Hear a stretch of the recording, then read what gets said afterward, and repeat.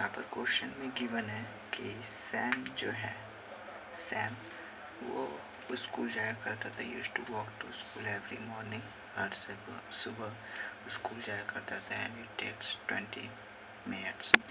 उसको 20 मिनट लगते थे स्कूल जाने में। Okay. Once on his way he realized that he had forgotten his homework notebook. उसने एक बार रियलाइज़ किया कि उसने अपना होमवर्क नोटबुक भूल चुका है घर पर ही। And he knew that if he continued walking at school at the same speed, जिस स्पीड से चल रहा था अगर उसी स्पीड पर अगर वो चलता रहा तो he will be there for 8 minutes before the bell बजने के 8 मिनट पहले वो पहुंच जाएगा। Okay. So he went back home for the notebook and arrived to school 10 minute after the bell.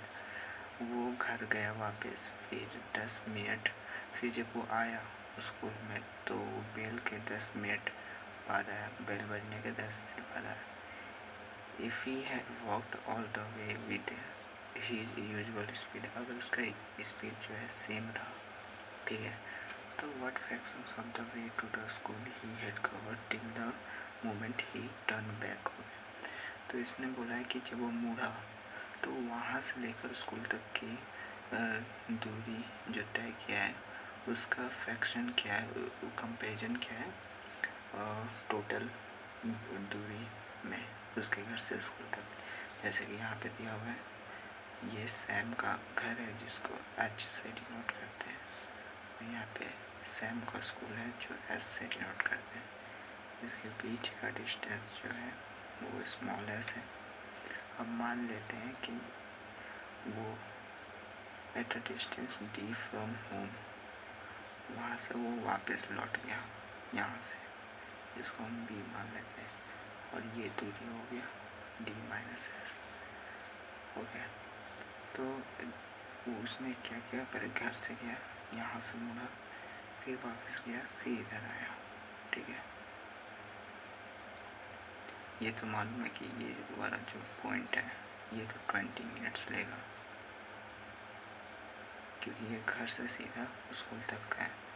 अब पारी है यहाँ की डी, ये 2 डी आ रहा है, एक ये वाला और एक ये वाला।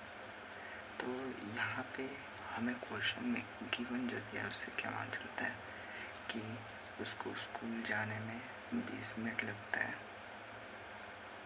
होम टू स्कूल जाने में, और उसका बेल जो है उसमें एक क्वेश्चन में गिवन था कि बेल बजने के 8 मिनट पहले ही वो पहुंच जाएगा अगर वो उसी स्कूल स्पीड से चलता रहा और टर्न लेने से पहले की बात बता रहा है, यहाँ से अगर चलता रहा तो ठीक है, तो 8 मिनट पहले पहुंच जाएगा। इसका मतलब 28वें मिनट पर उसका बेल रिंग होता है, और जब वो वापस आया फिर इधर से घूम के गया तो उससे पूरा 10 मिनट बाद बेल बजने के 10 मिनट बाद पहुंचा है। इसका मतलब बेल जो है रिंग हुआ 28वें मिनट पे, इसका मतलब 38वें मिनट पे वो स्कूल पहुंच गया।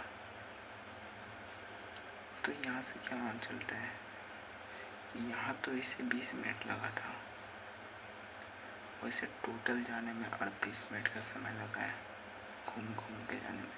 इसका मतलब यहाँ पे ये जो 2D ये D था, ये D और ये D मिला के 2D हुआ। ये 2D तय करने में उसे लगा 38 माइनस 20 18 मिनट। उसी वेलोसिटी से चला, मान लेते हैं u वेलोसिटी से, तो 2D इक्वल टू 80 इंटू में u, 2D equal to 9u, ये हुआ। यहाँ पे d माइनस एस, अब हमें मालूम है कि s को तय करने में उसी स्पीड से 20u लगता है। ठीक है, एक्सेलरेशन 0 मानेंगे क्योंकि उसका यूजुअल स्पीड उतना ही है, कांस्टेंट स्पीड पे चल रहा है, तो dv/dt तो 0 होगा, इसका मतलब एक्सेलरेशन भी 0 होगा। पुट करेंगे तो प्लस में तो 0 ही आएगा। सो यहाँ पे d माइनस एस का वैल्यू हमें निकालने की जरूरत ही नहीं है, क्योंकि इसमें पूछा क्वेश्चन में what the fraction of the way to the school recover till the moment he turn back.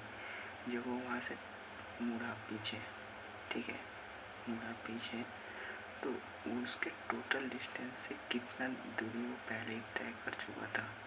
तो यहाँ पे तो सिर्फ डी तय किया है ना, डी कितना है 9u है और एस कितना है 20u है। इन दोनों का कंपेरिजन पूछा है।